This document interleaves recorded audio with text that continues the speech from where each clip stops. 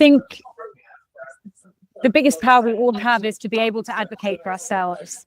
The best evaluation tools you have are your own body, right? If you need to know what you're looking for, it's a language.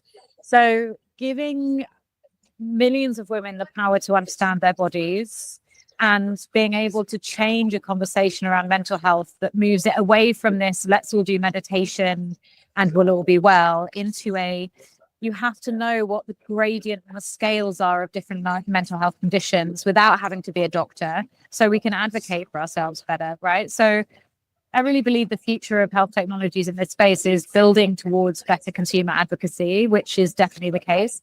But we have to also differentiate in difference. We have to differentiate in difference of sex, so between male and female, and race as well, because those differences are very real. The world around us responds in a different way depending on our sex and our skin color.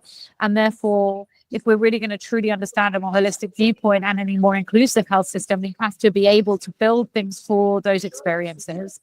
So yeah, for Moody, certainly being the kind of go-to for women's mental health, but in the world, that being valued. So the problem being that, people often say, oh, that's a great vision, but mental health is a nice to have, not something that is a foundational part of your life, which blows my mind to this day that that's even questioned. But yeah, how the world is designed pretty poorly in some areas, I would say. Yeah, right. You're fighting the good fight. Well, I think it's contributing in whatever way you can, right? I don't think that there's anything you can do other than try. And I really think that the thing that blew my mind was that there is research and science in this space, right? There's many areas that there's not. And it's harder for us to build into a perimenopause space, actually, because the research isn't quite as good, if I'm honest. But when it comes to menstruation, pregnancy, postpartum, even pregnancy loss to some degree, that there is research to show how these things interact with our brains.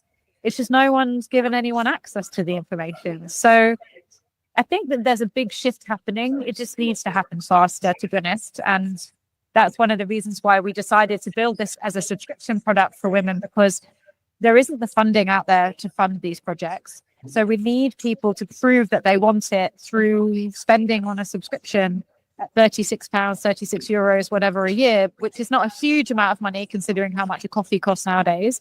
But that there's value to this for people's decision making. There's value to what we've built, that then drives the growth, rather than trying to lean into, well, let's get a load of white dudes that have access to capital to fund it. Because to be honest, I tried that at the beginning and it just didn't work. Like, no one cared.